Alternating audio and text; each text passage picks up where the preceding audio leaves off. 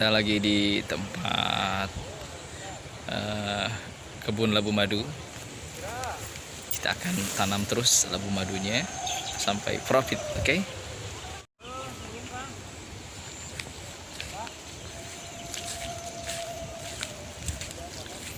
Populasi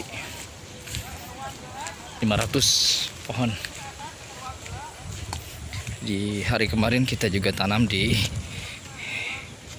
kebunnya Pak Sulaiman. Assalamualaikum. Kang Hakim.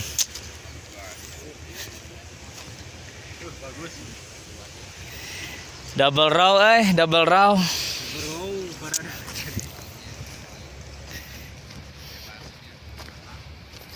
Inovasi baru.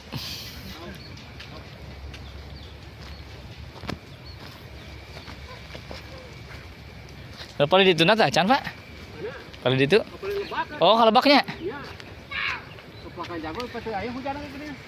Mantap.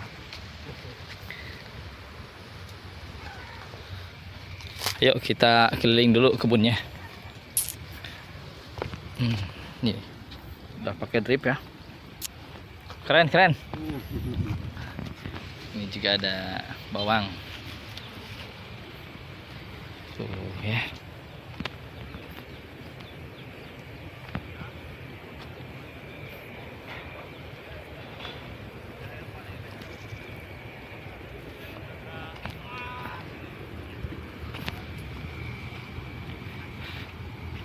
Kumaha lancar Kang Buldan?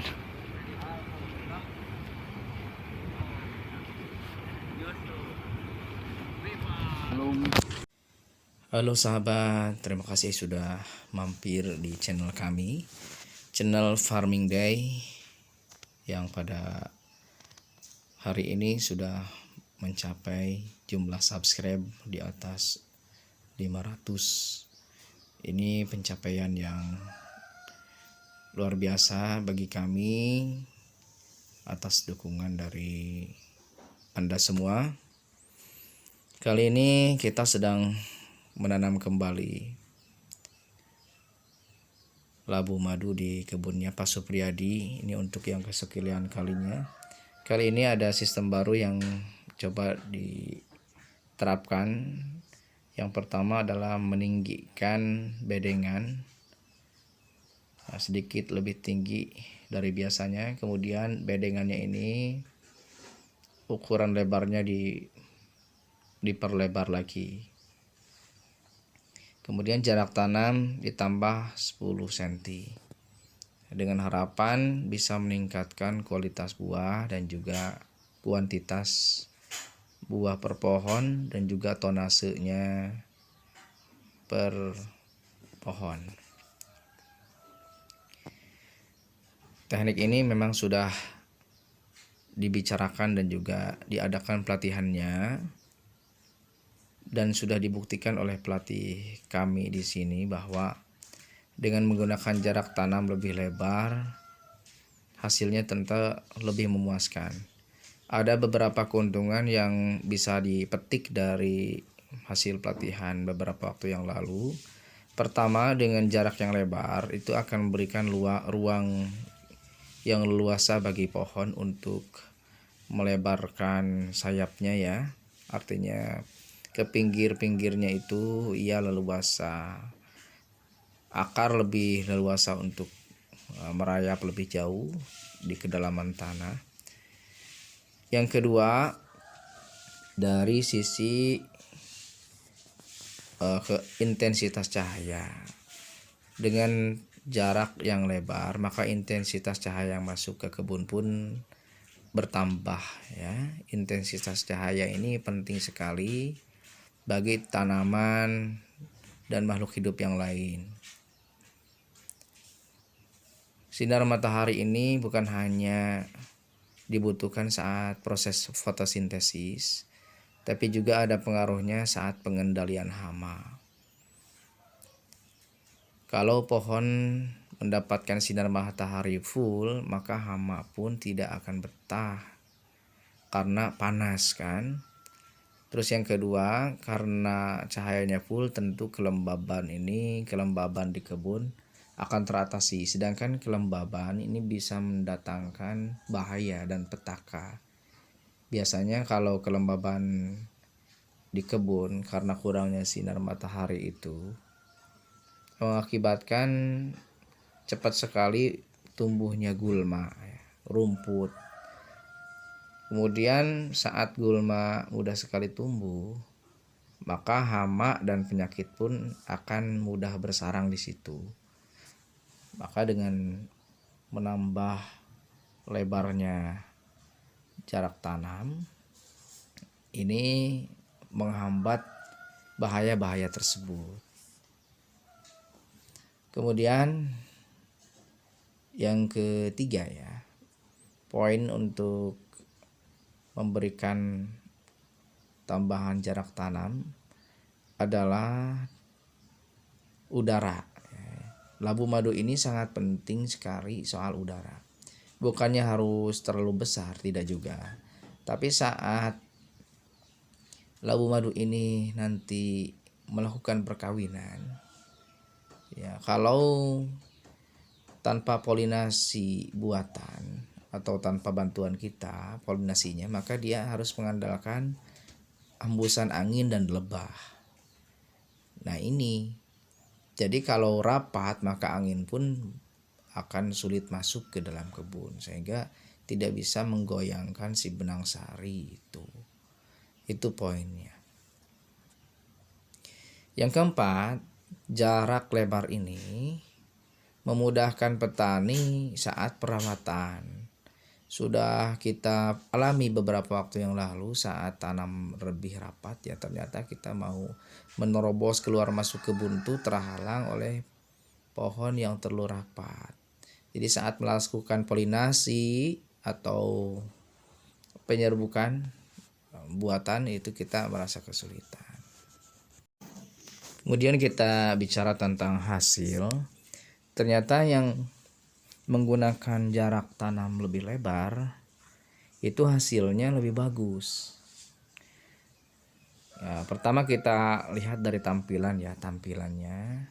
Tampilan buah itu semakin cantik karena sinar matahari full menyinari buah.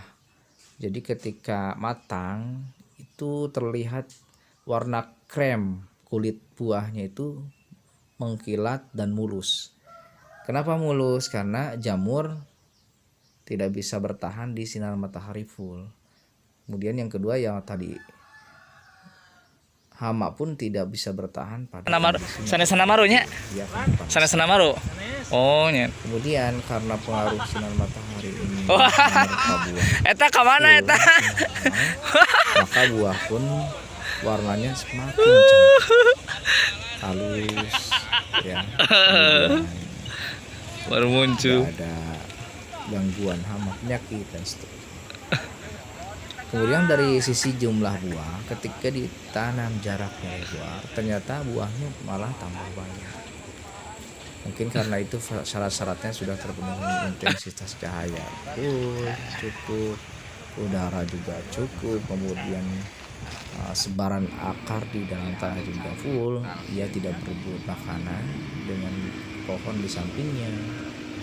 Kemudian karena perawatannya juga mudah, Semangatnya akhirnya mantap. selamat sampai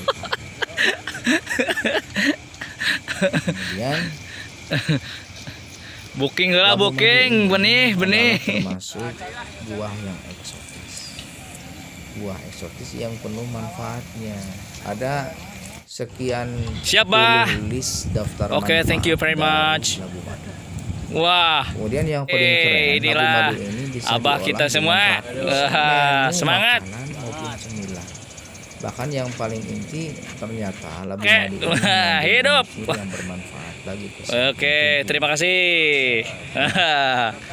Kami sudah mendapatkan bocoran bahwa labu madu ini aman bagi penderita gagal ginjal kronis.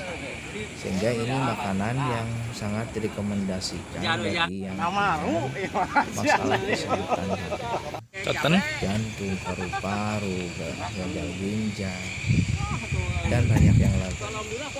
Memang di sejarah para nabi tersebut disebutnya ada seorang nabi bernama Nabi Yunus. Beliau setelah keluar dari 3 kegelapan, ya, kegelapan di perut ikan, kegelapan malam hari, dan kegelapan di dasar lautan, dia keluar badannya letih, lesu. Ternyata yang Allah berikan pertama kali setelah diterima taubatnya adalah satu sayuran bernama yaktin atau labu. Ya mungkin ini sebangsa labu seperti ini. Tapi gelapnya bisa saja bukan labu Batamna. itu panon poenan itu jadi poeknya.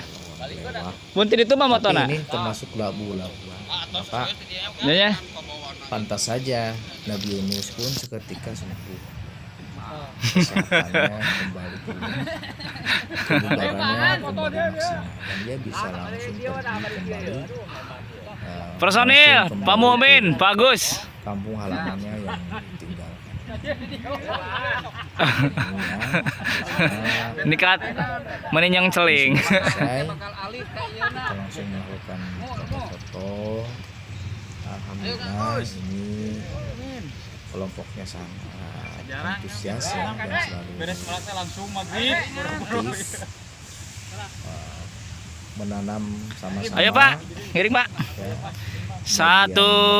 memelihara dan juga panen. Bah, Agus menghalangan jangkut. Dan 1, 2, dapat tercapai. 3. Selanjutnya soal pemasaran. Bari loncat mah. 1, 2, 3. Siap. Soal pemasaran ini sangat dimudahkan dengan adanya media sosial. Jadi Anda tidak perlu khawatir lagi. 1, 2, 3. Membuka pasar baru.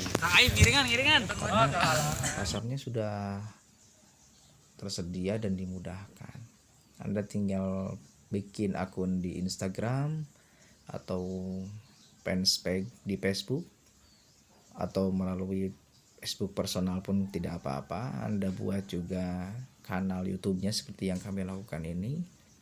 Setelah itu Anda sebar, jangan lupa juga Anda broadcast di WA ataupun Instagram dan Telegram. 3. Dan seketika itu pula 1, 2, 3. 1, 2, 3. 1, 2, 3. Selain pemasaran adalah kita harus bermitra.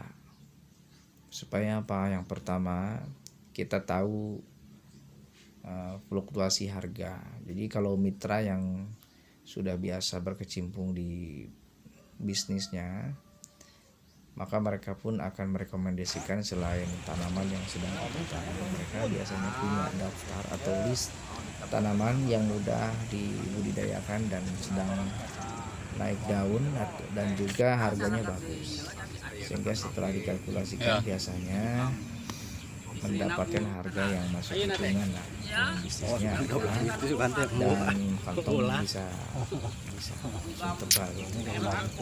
Terima kasih. Assalamualaikum warahmatullahi wabarakatuh.